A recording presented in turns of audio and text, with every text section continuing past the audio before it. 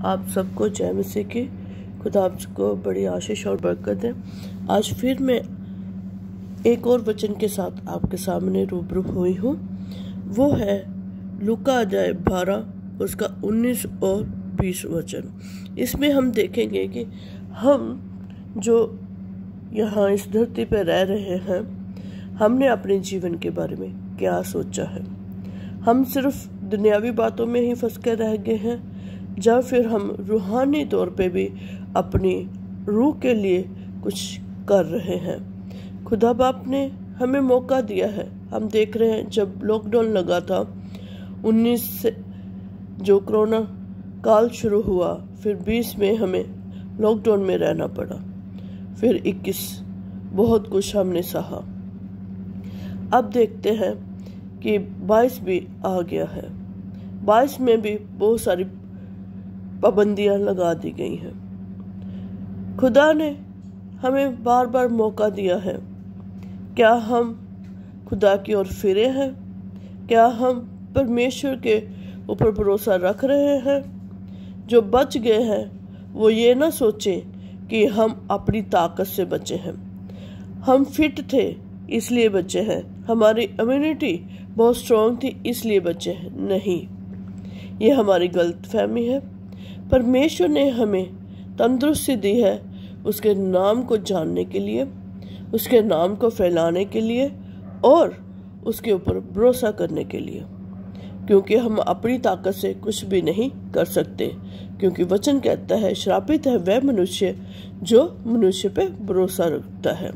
हमने भरोसा परमेश्वर के ऊपर रखना है, उस अलौकिक शक्ति के ऊपर भरोसा रखना है जो हमें चलाए फिरता है, जो हमें संभालता है, जो हमें मुहैया करता है। इसलिए अभी मैं पढ़ती हूँ आपके लिए वचन। और अपने प्राण से कहूँगा कि मैं, हे प्राण, तेरे पास बहुत वर्षों के लिए बहुत संपत्ति रखी है, चैन कर, खा पी, सुख से रह। परंतु परमेश्वर ने उसे कहा, हे मूर्ख, इसी रात तेरा प्राण तुझसे ले लिया जाएगा। तब जो कुछ तूने इकट्ठा किया है वह किसका होगा? आज हमें भी ये मनन चिंतन करने की ज़रूरत है। ये देखें कि हम जो धन संपत्ति इकट्ठा करते जा रहे हैं इस धरती के ऊपर, वो कल किसका होगा? कई बार ऐसा होता है कि पूरा परिवार किसी एक्सीडेंट में मर जाता है, किसी दुर्घटना का वो शिकार हो जाता है। वो किसका होगा? जिसके लिए हम दिन रात मेहनत करते हैं, जब प्रभु की बारी आती है तब हम बोलते हैं हमारे पास समय नहीं है। हमारे पास समय नहीं है कि मैं उसका नाम ले सकूं, उसके वचन को पढ़ सकूं, उसके अनुसार चल सकूं।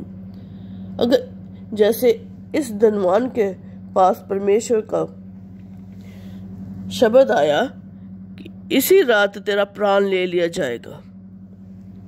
हम अपने लिए सोचें। हम सोचते हैं कि बहुत जिंदगी जिएंगे, हमें पल का नहीं पता कब मर जाएंगे, कब इस दुनिया को छोड़ जाएंगे। जैसे वो धनवान कहता है कि चैन कर, खा पी और सुख से रह। आज सब इंसानों को क्या चाहिए? सुख चाहिए। हम बड़े बड़े लोगों को देखते हैं, उनकी ओर देखते हैं कि उनके पास बहुत लग्जरी लाइफ है, उनके पास बहुत अच्छा सामान है, उनकी ओर देखते हैं।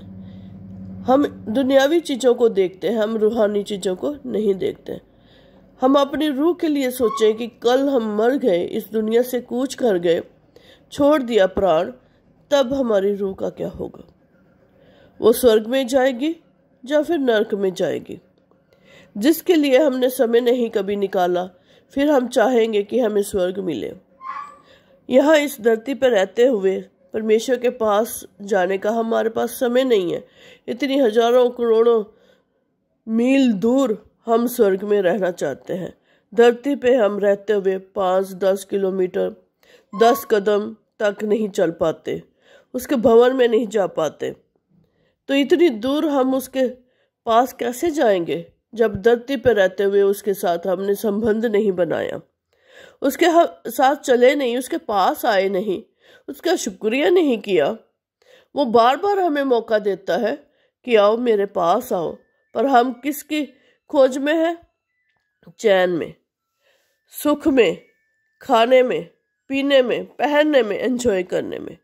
और उसकी ही दी हुई चीज़ों को हम एंजॉय तो कर रहे हैं, पर उसका धन्यवाद नहीं कर रहे। आज हमें ज़रूरत है दुनियावी चीज़ों को छोड़कर परमेश्वर की ओर फिरने की, क्योंकि ये हम जो जिंदा है ये उसी की बदौलत है। उसने हमें मौका दिया है, तभी तो हम जिंदा हैं। अगर वो मौका ना दे तो हम भी जिंदा ना रहते, क्योंकि हमने देखा बहुत सारे लोग इस दुनिया से कूच कर गए। बहुत सारे लोग इस धरती को, अपने परिजनों को छोड़कर चले गए। इसलिए मैं आप सबसे विनती करती हूँ कि मुड़ आओ परमेश्वर की ओर। जैसे उसने हमें अपनाया है, जैसे हम पापी ही थे तभी उसने अपना लिया, इसलिए हम भी पूरे दिल से, पूरे तन से, पूरे मन से उसके पास आ जाए, सच्चाई से उसके रास्ते को पकड़ ले, खराई से चले, क्योंकि वो बार बार हमें मौका देता है।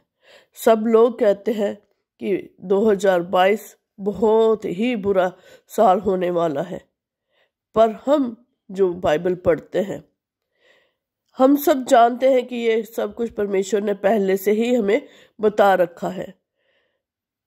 हम लोगों को घबराने की जरूरत नहीं है। हमें जरूरत है उसके वचन को मनन करने की, उसके अनुसार चलने की, उसके ऊपर भरोसा करने की।